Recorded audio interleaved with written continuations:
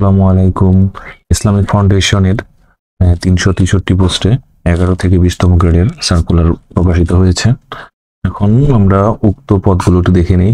উক্ত পদগুলোর মধ্যে রয়েছে ফার্মাসিস্ট, হোমিওপ্যাথিক, লাইব্রেরি সহকারী, ক্যাটালগার। আর এই ডান পাশে এটার যোগ্যতাগুলো, অ্যাপ্লাইয়ের যোগ্যতাগুলো দেওয়া আছে। হ্যাঁ, এখন এখানে অনেকগুলো পদ আছে।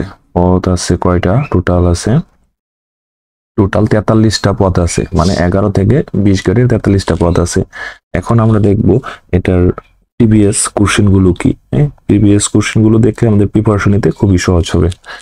প্রিভিয়াস কোশ্চেন গুলো যদি আমরা চলে যাই, তাহলে আমরা দেখতে পাবো এটার পরীক্ষা হয়েছিল 90 মিনিটের। প্রিভিয়াস কোশ্চেন যে পরীক্ষাটা সেটা হয়েছিল 90 মিনিট, মার্ক ছিল 75। এক কথা টাইপ প্রশ্ন ছিল, মানে শর্ট কোশ্চেন যে বলা হয়, এক কথা টাইপ প্রশ্ন ছিল। এখানে বাংলা প্রশ্ন ছিল, এটা 2023 সালের। হ্যাঁ, আর আরেকটা কথা, এখানে এটা কিন্তু প্রশ্নটা হয়েছিল সকল পোস্টের একসাথে হয়েছিল একই প্রশ্ন দিয়ে। উপপরিচালক, সহকারী পরিচালক হয়েছিল এই প্রশ্ন দিয়েই, সিনিয়র প্রোগ্রাম অফিসার, সহকারী সম্পাদক ও বিভিন্ন পদ, মানে যাবতীয় পদ একই কোশ্চেনে। তো আশা করা যায় আপনাদেরও সেম প্যাটার্নই হবে। একটা আমার প্রশ্ন ছিল কারক। কারক নির্ণয় করুন। বিকাল 5টায় অফিস ছুটি হবে। এখন বিকাল 5টায় একটা সময় বুঝাইছে, আমরা সময় বুঝাই জানি অধিকরণ। 5টায় অন্তস্থ এ, 5টায় মানে এ আসতে অধিকরণের সপ্তম বিভক্তি। পরে আসছিল বাগদার, আসছিল মানিকাঞ্চন যুগ হলো উপযুক্ত মিলন। 3 নাম্বার আসছিল বেশ বাক্য সহ সমাস লিখুন। হাত গড়ি, হাত গড়ি হলো হাতে পরার গড়ি, এটা মধ্যপদলোপী কর্মধারায় সমাস। 4 নাম্বার ছিল জাতীয় কবি কাজী নজরুল ইসলামের কোথায় জন্মগ্রহণ করেন? বর্ধমান জেলার আসানসোলের চুরুলিয়া গ্রামে। 5 নাম্বার আসছিল বিশ্বকবি রবীন্দ্রনাথ ঠাকুর কত তারিখে মৃত্যুবরণ করে? 1941 সালের 7ই আগস্ট। যেহেতু এটা ইংলিশ বাংলা বলে দেয় নাই, যে কোনো একটা মৃত্যু সাল লেখলেই হবে। সন্ধি বিচ্ছেদ আসছিল সাথে, সন্ধি বিচ্ছেদে আসছিল শয়ন, সে যুগ অন। 7 নম্বরে আসছিল তোমাকে পাওয়ার জন্য হে স্বাধীনতা কবিতাটি কার রচয়িতা? এর রচয়িতা হলো শামসুর রহমান, শামসুর রহমানের। আর 8 নম্বর আসছিল উদার শব্দের বিশেষ্য রূপ কি? বিশেষ্য, হ্যাঁ, ঔদার্য। ঔদার্য হলো উদারের। 9 নম্বর আবার একটা সন্ধি আসছিল, 9 নম্বর আসছিল বিচ্ছেদ এর বিপরীত শব্দ। বিচ্ছেদের বিপরীত শব্দ হলো সন্ধি বা মিল। পর্বতের বহুবচন পর্বতমালা।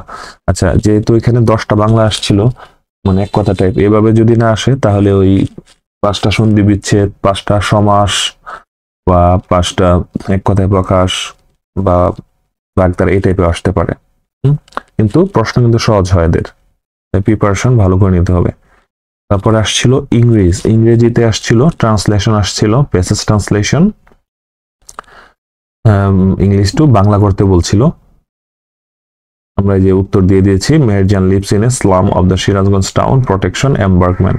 মেহেরজান সিরাজগঞ্জ শহর রক্ষা, বাঁধ রক্ষার্থে বস্তিতে বাস করতো। হ্যাঁ, স্লাম অর্থ যে বস্তিতে বাস করতো। Not long ago she had everything A family. কিছুদিন আগেও তার পরিবার, অ্যারাবল ল্যান্ড মানে চাষযোগ্য জমি, অ্যান্ড ক্যাটেল এবং গবাদি পশু সবই ছিল। The erosion of Jamuna's gradually consumed all of our land property. যমুনার ভাঙন তার সমস্ত জমি জমা ক্রমশই গ্রাস করে। খুবই সহজ আর কি আসছিল। পরে 12 নম্বরে আসছিল name the writer of the following book, মানে এই বইগুলার লেখককে। ম্যাকবেথ লিখছে কে? William Shakespeare. The Paradise Lost আমরা জানি জন মিল্টনের একটা বিখ্যাত। হলো দ্য ওয়ার অ্যান্ড পিস লিখছে লিও টলস্টয়। 13 নম্বরে আসছে বয়েস আসছিল। হি ইটস রাইস, তাহলে কি হবে? বয়েজে অবজেক্টটা সাবজেক্ট হবে, তাহলে অবজেক্টটা সাবজেক্ট দিলাম রাইস। পরে এখানে যেহেতু ইটস আছে, তাহলে এটা প্রেজেন্ট টেন্স আছে। প্রেজেন্ট টেন্সের সাহায্যকারী বার আমরা কি দিব? রাইসের জন্য ইস, রাইস ইস। পরে ভার্বের পাস্ট পার্টিসিপল ইট আছে, ইটার পাস্ট পার্টিসিপল হলো ইটেন, রাইস ইস ইটেন। পরে হলো প্যাসিভের বাই, আর হিয়ের হয়ে যাবে হিম হয়ে যাবে, তাহলে rice is eaten by him. তারপরে আসছে দে প্লে ফুটবল, এটাও প্রেজেন্ট টেন্সে আছে, তাহলে অবজেক্ট আছে কি? ফুটবল, এটা সাবজেক্ট হয়ে গেল ফুটবল। সাহায্যকারী ভার্ব ইস, প্লে হলো ভার্বের পাস্ট পার্টিসিপল ফ্রম হয়ে গেল প্লেট। পরে হলো বাই হলো প্যাসিভের বাই, পরে দে হয়ে যাবে কি? দেম। খুবই সহজ আসছিল। 3 নাম্বারটা ছিল Hamlet was written by Shakespeare. এটা কি দেয়া আছে? এটা প্যাসিভ ফর্মে দেয়া আছে। আমরা প্যাসিভ ফর্মে দেয়া আছে কিভাবে বুঝলাম? কারণ এই যে সাহায্যকারী ভার্ব বা অক্সিলারি ভার্ব আছে এবং তার সাথে ভার্বের পাস্ট পার্টিসিপল ফর্ম আছে এবং পরে বায়ো দেয়া আছে। তাহলে এটাকে আমরা কি করতে হবে? অ্যাক্টিভ করতে হবে। এতক্ষণ আমরা কি করলাম? অ্যাক্টিভ থেকে প্যাসিভ, এখন প্যাসিভ থেকে আমাকে অ্যাক্টিভ করতে হবে। তাহলে কি করতে হবে? এই অবজেক্টে কি হয়ে যাবে? সাবজেক্ট। তাহলে শেক্সপিয়ার লিখলাম। আর যেহেতু এটা পাস্ট ইনডিফিনিট টেন্সে আছে, তাহলে আমার কি লিখতে হবে? ভার্বের পাস্ট ফর্ম। ভার্বের তাহলে পাস্ট ফর্ম কি হবে? রাইট আর রোট হবে। তাহলে শেক্সপিয়ার রোট কি লিখছে? এই সাবজেক্টটা হয়ে যাবে অবজেক্ট, হ্যামলেট। আশা করি বুঝতে পারছেন। 14 নম্বর ছিল বাংলা থেকে ইংরেজিতে অনুবাদ। বাংলা ছিল কি? কাজী নজরুল ইসলাম আমার প্রিয় কবি। তাহলে Kazi Nazrul Islam is my favourite poet. খুবই সহজ। তিনি বিদ্রোহী কবি নামে সমাদিত বা পরিচিত ছিল। তাহলে he is known as the rebel. Rebel মানে হলো বিদ্রোহী, রেবেল পয়েট, বিদ্রোহী পরিচিত ছিল। পরে তিনি আসানসোলের চুরুলিয়া গ্রামে জন্মগ্রহণ করেন। তাহলে he was born in Churulia village of Asansol. কারণ জন্ম আগে করছে তাই পাস্ট ফর্মে চলে গেছে। পরে 15 নম্বর ছিল, 15 নম্বর চেঞ্জ দ্য ফলোইং স্পিচ, মানে নেরেশন ছিল 15 নম্বরে। তা আমরা পড়ি, Ali said to his sister will you go school. Future টেন্সে, ফিউচার ইনডিফিনিট টেন্সে আছে। তাহলে Ali said to his will you go school, তুমি কি স্কুলে যাবে? তাহলে এটা কি? প্রশ্ন করছে। তাহলে প্রশ্ন করার ক্ষেত্রে আমরা জানি নেরেশনে ইনডাইরেক্ট স্পিচ করার সময় তাহলে কি হবে? তাহলে আলী প্রশ্ন যেহেতু করছিল, তাহলে আলী আস্কড, পরে হিজ সিস্টার, পরে এখানে প্যাসিভ করার ইনডিরেক্ট করার সময় যদি প্রশ্নবোধক হয় তাহলে ইফ আসে। তাহলে Ali asked his sister if. এখন ইউ হলো কি? Second person. সেকেন্ড পারসন যাবে কার সাথে? অবজেক্টের সাথে। অবজেক্ট হলো সিস্টার। সিস্টারের তাহলে সাবজেক্টিভ ফর্ম বসবে ইফ। আর সিস্টার যেহেতু কি? ফিমেল, তাহলে শি বসবে ইফ শি। আর উইল থাকলে সবসময় ইনভাইট করার সময় আমরা কি দিয়ে দিব? উইলের মধ্যে উড দিয়ে দিব। উড, শি উড, পরে জাস্ট তাই দিব, she would go school, go school. এবার বি নাম্বারে কি আছে? হি সেইড টু মি, সে said to me are you reading my book, তুমি কি আমার বই পড়তেছো? এটা কি বলছে? এটা একটা প্রশ্ন করছে, তাহলে আমরা কি দেবো?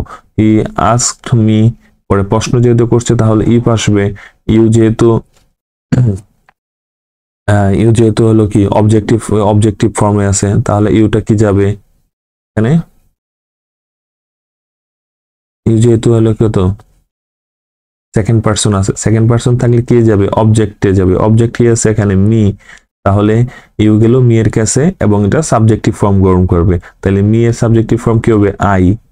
আর are you reading my book, তাহলে এটা কি টেন্সে আছে? এটা আছে প্রেজেন্ট কন্টিনিউয়াস টেন্স। কিভাবে বুঝলাম? সাহায্যকারী ভার্ব আরফ আছে, ভার্বের সাথে আইএনজি আছে। তাহলে প্রেজেন্ট কন্টিনিউয়াস থাকলে কি হয়ে যাবে? Past continuous. তাহলে আমরা সাহায্যকারী ভার্ব কি হয়ে যাবে? ওয়াজ হয়ে যাবে পাস্ট কন্টিনিউয়াসের জন্য। এবং ভার্ব আছে কি? রিডিংই হবে। এই যে মাই হলো কি? মাই হলো ফার্স্ট পারসন কে বোঝাচ্ছে। তাহলে মাইটা কি যাবে? সাবজেক্টিভ। তাহলে মাই চলে যাবে একবারে এই যে হি এর কাছে। তাহলে হি এর কি বলে? পসেসিভ ফর্ম হবে কি? হিস হবে। হিস, মায়ের বদলে হিস হয়ে গেল, আর বুক তো বুকই রয়ে গেল। আচ্ছা, আপনারা কমেন্ট করে জানাবেন। হ্যাঁ, আপনাদের ভয়েস বা ন্যারেশনের প্রবলেম থাকলে আমি পরে ক্লাস নিব যদি কোনো সমস্যা থাকে। কিন্তু ভয়েস ন্যারেশন কিন্তু এই সব চাকরিতে 5 নাম্বার না হলেও 1-2 নাম্বার ট্রান্সফরমেশন সেন্টেন্সে থাকি মোটামুটি বলা যায়। আর বর্তমানে এই ব্যাংকের পরীক্ষাতেও কিন্তু ভয়েস ন্যারেশন আসতেছে। বিশেষ তো আসবেই, 1-2 পিলিতে আসবেই। আচ্ছা, 3 নম্বরে বলছে, the teacher said to the student always speak the truth. Teacher ছাত্রদের বললো সবসময় সত্য কথা বলবে। এটা হলো চিরন্তন সত্য। তাহলে এটা কোনো পরিবর্তন হয় না। তাহলে আমরা কি লিখবো? দ্য টিচার ছাত্রদের যে সত্য কথা বলতে বললো, এটা কি হলো? একটা অ্যাডভাইস হলো। তাহলে teacher advise the student always speak the truth, চিরন্তন সত্য বলা হয়েছে। তাহলে এখানে এই টু আসবে একটা, আর যা আছে তাই থেকে যাবে। হ্যাঁ, speak the truth, speak the truth always. শেষ। আবারও বলছি, কারো যদি ন্যারেশন, ভয়েস এগুলোতে সমস্যা থাকে, এগুলোর উপর আমি তাহলে ভিডিও নিব, একবার ক্লিয়ার হয়ে যাবে। কিন্তু আপনাদের জানাতে হবে কমেন্ট করে যদি সমস্যা থাকে, না হলে তো আলহামদুলিল্লাহ ভালো। আচ্ছা, তারপর এসেছিল 10টা এই সাধারণ জ্ঞান ছিল, খুবই সহজ ছিল। ঢাকার রাজধানীর নাম কি? ঢাকার রাজধানীর নাম হলো জাহাঙ্গীরনগর। পরে হলো বাংলাদেশ কত সালে ওআইসি সদস্যপদ লাভ করে? অর্গানাইজেশন অফ ইসলামিক কোঅপারেশনের 1974। 18 নম্বর ছিল বাংলাদেশের কোন দ্বীপ প্রবাল দ্বীপ নামে পরিচিত? সেন্ট মার্টিন দ্বীপ। 19 নম্বর ছিল বাংলাদেশের প্রথম সাধারণ নির্বাচন অনুষ্ঠিত হয় কত সালে? 1973 সালের 7ই মার্চ। পরে সার্ক এর সদস্যভুক্ত দেশ 8টি। মাননীয় প্রধানমন্ত্রী, এইটা প্রধানমন্ত্রীদের বার্তা এখন আর আসবে না এগুলো। তিস্তাবাদ কোন জেলায়? লালমনিরহাট।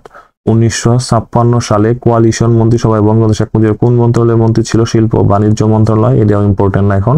ইসলামিক ফাউন্ডেশনের প্রতিষ্ঠা করেন কে? শেখ মুজিবুর রহমান। এখন পর্যন্ত কতটি মডেল মসজিদ নির্মাণ করা হয়েছে? এটা আপনারা গুগল সার্চ করে দেখে নেবেন, এটা চেঞ্জ হয় প্রতিনিয়ত। হ্যাঁ, পরীক্ষার আগে দেখে নেবেন। তারপরে ছিল ম্যাথ ছিল, খুব সহজ ম্যাথ ছিল। এই দেখেন, প্রথম একটা গুণের ম্যাথ ছিল, এটা পারবেন আপনারা, এটা করার কিছু নাই। তারপর দেখেন একটা প্রমাণ ছিল। হ্যাঁ, এগুলো ক্লাস 9-এর বইয়ের অঙ্ক, খুবই সহজ। তো দেখেন, প্রথম আমরা এটা করে ফেলে অঙ্কটা। আচ্ছা, আমরা লেফট হ্যান্ড সাইড কি দিয়ে আছে? লেফট হ্যান্ড সাইড দিয়ে আছে a cube minus b cube minus c cube. এখন আমরা a কিউব মাইনাস b কিউবের সূত্রটা ফেলাই দিই। a কিউব মাইনাস b কিউবের সূত্র কি? a minus b whole cube plus 3ab into a minus b। এটা গেল এই যে a cube minus b cube সূত্র। তার বাকি রইল কি? বাকি রইল যে মাইনাস c কিউব। আমরা মাইনাস c কিউবটা লিখে দিলাম। এখন দেখেন, এই যে a মাইনাস b সমান কি দিয়ে আছে? c দিয়ে আছে। তাহলে a মাইনাস b সমান আমরা c কিউব 3ab, আর a মাইনাস b আমরা সমান জানি কি? c cube. এই c কিউব কাটা, তাহলে হলো কত? 3abc। তাহলে আমাদের কি যে a মাইনাস কিউব 3abc প্রমাণ হয়ে গেল। তাহলে এটাই রাইট হ্যান্ড সাইড প্রুভড।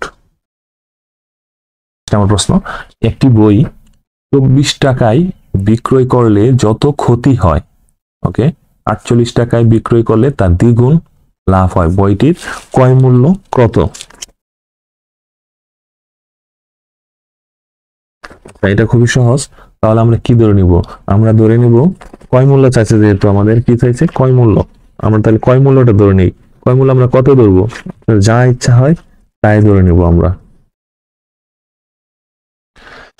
এই যে আমরা যদি এটার ক্রয় মূল্যটাকে আমরা কি ধরলাম? x ধরে নিলাম। এখন কি বলছে? একটি বই 24 টাকায় বিক্রয় করলে যত ক্ষতি হয়, এর মানে কি? 24 টাকায় বইটা যদি আমরা বিক্রয় করলাম, তাহলে একটা ক্ষতি হয়। এর মানে হলো সেটা যে 24 টাকায় বিক্রয় করলো, সেটা ক্রয় মূল্যের চেয়ে কি হবে? ক্রয় মূল্যের চেয়ে কম বিক্রয় করলেই তো ক্ষতিটা হয়। ধরেন ক্রয় মূল্য আছে 10 টাকা। হ্যাঁ, আমি 10 টাকা দিয়ে কিনছি, আমি জিনিসটা 5 টাকা বিক্রি করলে তাহলে আমার ক্ষতি হলো না? হ্যাঁ, ক্ষতি হলো। তাহলে আমরা লিখি 24 টাকায় বিক্রয় করায় ক্ষতির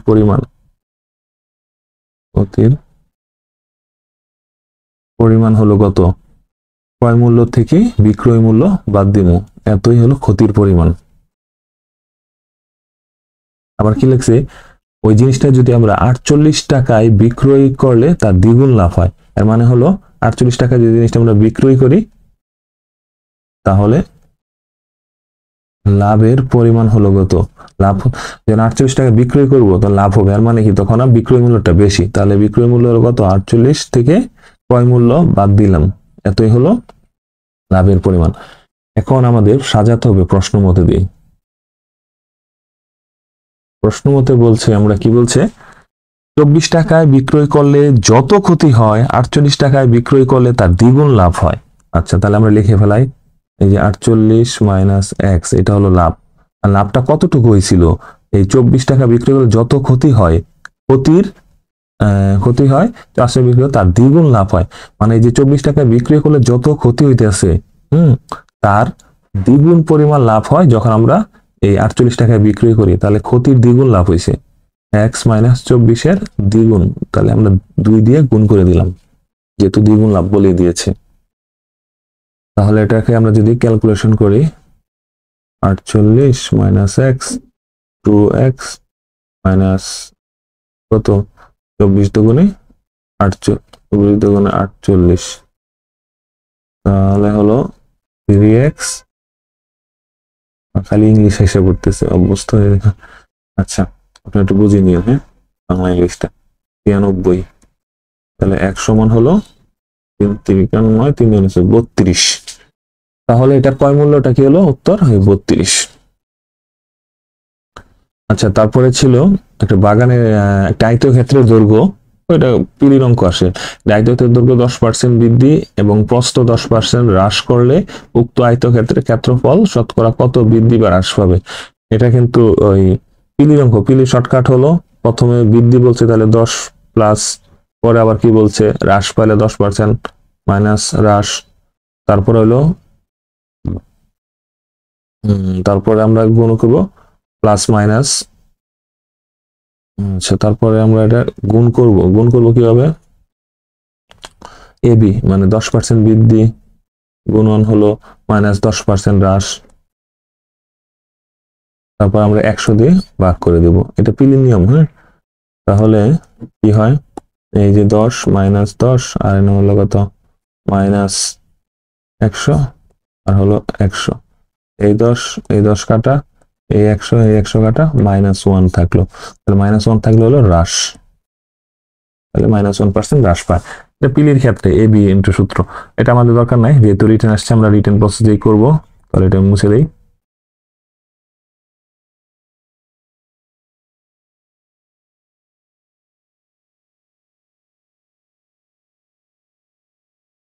আচ্ছা আমরা যদি রিটার্নের প্রসেসে চলে যাই তাহলে এটা আমরা সুন্দরভাবে লিখতে পারবো। আমরা তাহলে একটু ডিটেলসে করি। মনে করি দৈর্ঘ্য ছিল কত, মনে করি দৈর্ঘ্য হলো x মিটার, আমরা মিটারই ধরে নিলাম, ছোট করে ধরে নিলাম। পরে হলো প্রস্থ। আচ্ছা এটা আমরা যদি সহজ করে করি, হ্যাঁ সহজ করে করলে আমরা এটাকে x মিটার না ধরে যদি আমরা এটাকে 100x ধরি, 100x মিটার ধরি, এবং প্রস্থটাকে যদি আমরা 100y মিটার ধরি, তাহলে মনে হয় সহজ হবে। তাহলে ক্ষেত্রফলটা কত হবে? তাহলে এই যে ক্ষেত্রফলটা দৈর্ঘ্য ইন্টু প্রস্থ, যেহেতু আয়তক্ষেত্র, তাহলে আমরা এর ক্ষেত্রফল হবে 100x ইন্টু 100y, তাহলে হলো বর্গ মিটার। তাহলে হবে কত xy বর্গ মিটার। তাহলে এটা হলো বাগানের ক্ষেত্রফল। এখন কি বলছে? এখন আমাদের বলছে আয়তক্ষেত্রে 10% মানে দৈর্ঘ্যটা 10% বৃদ্ধি পেলে, তাহলে 10% বৃদ্ধিতে দৈর্ঘ্য, 10% বৃদ্ধিতে দৈর্ঘ্য কত হবে? আগে ছিল 100x, এখন আমাদের 10% বৃদ্ধি পাইছে, তাহলে 100x এর 10, সুতরাং হবে 110x। আবার বলছে 10% হ্রাস পেলে প্রস্থ, তাহলে প্রস্থ কত ছিল 100y মাইনাস 100y এর 10, তাহলে হবে 90y মিটার। তাহলে এখন আমাদের এটা ক্ষেত্রফলটা বাই করি। এটা ক্ষেত্রফলটা হবে কত? আমরা যেহেতু দৈর্ঘ্য বস্তু পাই, তো ক্ষেত্রফল হবে 100x ইন্টু 90y সমান হবে 9900xy বর্গ মিটার। তাহলে এটার ক্ষেত্রফল হলো এত। আচ্ছা তাহলে এখন আমরা যদি কি বলছে আয়তক্ষেত্রের ক্ষেত্রফল শত কত বৃদ্ধি বা হ্রাস পাবে, তাহলে দেখেন আমাদের আগে ছিল কত 10,000 বর্গ মিটার, এখন হয়েছে কত আমাদের 9,900 বর্গ মিটার। তাহলে বোঝাই যাচ্ছে যে হ্রাস পেয়েছে। তাহলে আমরা লিখি কতটুকু হ্রাস পেল? হ্রাস পেল ক্ষেত্রফল আর কি, ক্ষেত্রফল হ্রাস পেল কত, আগে ছিল এত,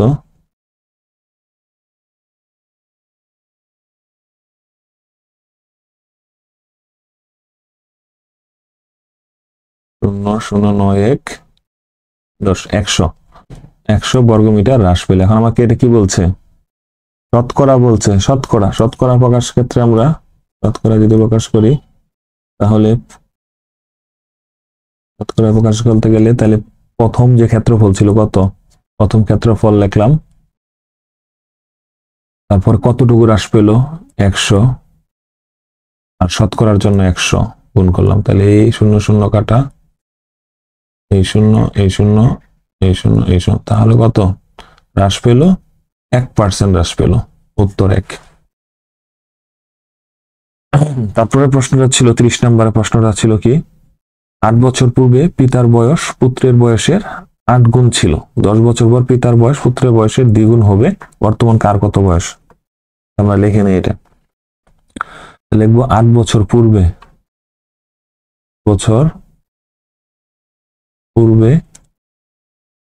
পুত্রের বয়স, পুত্রের বয়স ধরে নিলাম আমরা x বছর, তাহলে পিতার বয়স কত ছিল, পিতার বয়স ছিল কত, পুত্রের বয়সে 8 গুণ, তাহলে 8x বছর, তাহলে 8 বছর পূর্বে ছিল এগুলো, তাহলে 8 বছর পরে মানে বর্তমানে তাদের বয়স কত, বর্তমানে তাহলে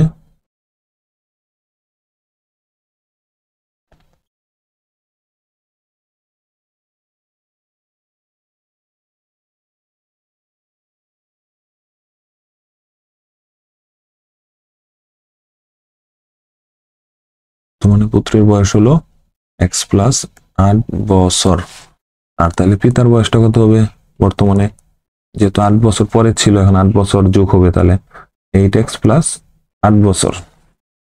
এখন প্রশ্ন মতে কি বলছে আবারও, 10 বছর পর পিতার বয়স পুত্রের বয়সের দ্বিগুণ হবে, তাহলে আমরা যদি 10 বছরের পরের বয়সটা বের করে নিই, আচ্ছা এটা মুছে দিই, হ্যাঁ সহজ।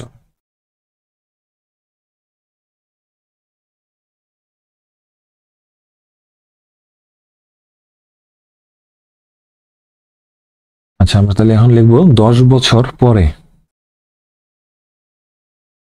10 বছর পরে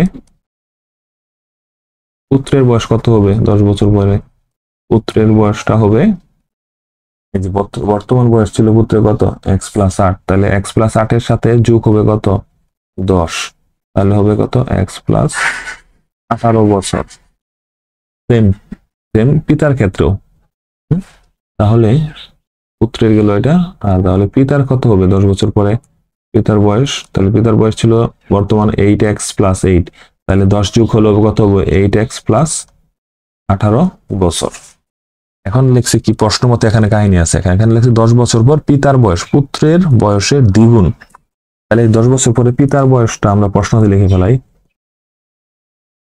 মধ্যে 10 বছর পর পিতার বয়স হলো 8x প্লাস 18, পিতার বয়সটা পুত্রের বয়সের কি হবে দ্বিগুণ, তাহলে পুত্রের বয়স কত x প্লাস 18 দ্বিগুণ হবে এই পিতার বয়স, 2 দিয়ে দ্বারা গুণ করলাম, তাহলে 8x প্লাস হলো 18 2x 18 দুগুণে 36, তাহলে হবে কত 6x 18 বা 1 সমান হলো 3 বছর, তাহলে x এর মানটা আমরা পেয়ে গেলাম। তাহলে আমরা কি বের করবো, না পুত্রের এবং পিতার বর্তমান বয়স কত, তাহলে এই যে পুত্রের বয়স ছিল কত এটা, তাহলে x এর মান আমরা 3 পাইছি, আর 8 8 9 10 11, তাহলে পুত্রের বর্তমান বয়স 11, কারণ এটা যে বর্তমান বলে দিছে, তাহলে পিতার বর্তমান বয়স হবে কত 8 গুণ 3 যোগ হলো 8 3 হচ্ছে 32, তাহলে পিতার বয়স 32, এই ছিল প্রশ্নের উত্তর।